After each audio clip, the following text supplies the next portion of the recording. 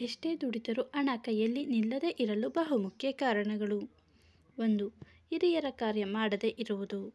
2. ಹರಕೆ ಮಾಡಿ ನೆನಪಿದ್ದರೂ ಕೂಡ ತೀರಿಸದೆ ಮುಂದಕ್ಕೆ ಹಾಕುವುದು ಅಥವಾ ಪರಿಗಣಿಸದಿರುವುದು. 3. ಮಲಗಿ ಎದ್ದಾಗ ತಾಳಿಸರ ಬೆನ್ನಿಗೆ ಬಿದ್ದರೂ ಗಮನಿಸದೆ ಹಾಗೆ ಇರುವುದು. 4. ಹೆಣ್ಣು ಮಕ್ಕಳನ್ನು ಕೀಳಾಗಿ ನಡೆಸಿಕೊಳ್ಳುವ ಮನೆಯಲ್ಲಿ ಏಳಿಗೆ ಇರಲು ಸಾಧ್ಯವಿಲ್ಲ. ಇದ್ದರೂ ಸಹ ಖಂಡಿತವಾಗಿಯೂ ನೆಮ್ಮದಿ ಇರುವುದಿಲ್ಲ. 5. ಕಾಲು ಒರೆಸುವ ಮ್ಯಾಟ್ಗಳು ಕೊಳಕಾಗಿದ್ದರೂ ಒಗೆಯದೆ ಅದನ್ನೇ ಬಳಸುವುದು. 6. ಹಾಲು ನೀರನ್ನು ಒಟ್ಟಿಗೆ ತರುವುದು. 7. ಮಂಗಳಾರತಿ ಮಾಡುವಾಗ ಆರತಿ ತಟ್ಟೆಯಲ್ಲಿ ಒಂದು ಹೂ ಜೊತೆಯಲ್ಲಿ ಇಟ್ಟು ಆರತಿ ಮಾಡದೇ ಇರುವುದು. 8. ಹಾಲು ಕಾಯಿಸುವ ಪಾತ್ರೆ ಸ್ವಚ್ಛವಾಗಿಲ್ಲದೆ ಇರುವುದು.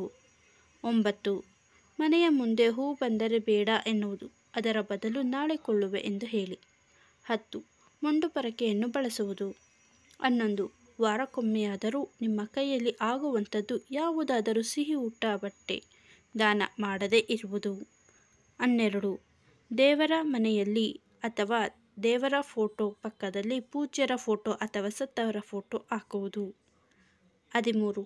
ರೊಟ್ಟಿಯ ಅಂಚನ್ನು ಅಥವಾ ಹಾಲು ಪಾತ್ರೆಯನ್ನು ಬೋರಲು ಹಾಕಿದ್ದರೆ. 14. ಹಾಸಿಗೆಯನ್ನು ಪೊರಕೆಯಿಂದ ಕ್ಲೀನ್ ಮಾಡುವುದು. 15. ತುದಿ ಮುರಿಯದೆ ಹಣ್ಣನ್ನು ನೈವೇದ್ಯ ಮಾಡುವುದು. 16. ದೇವರಿಗೆ ನೈವೇದ್ಯವನ್ನು ಪೇಪರ್ ಅಥವಾ ಪ್ಲಾಸ್ಟಿಕ್ ಪ್ಲೇಟಲ್ಲಿ ಇಡುವುದು. 17. ಅಂತ್ಯಕ್ರಿಯೆ ಮೆರವಣಿಗೆಯ ಮುಂದೆ ನಡೆಯುವುದು. 18. ಟವೆಲ್, ಚಿಕ್ಕ ಮಣೆ ಯಾವುದೂ ಹಾಕಿಕೊಳ್ಳದೆ ನೆಲದ ಮೇಲೆ ಕುಳಿತು ಪೂಜೆ ಮಾಡುವುದು. 19.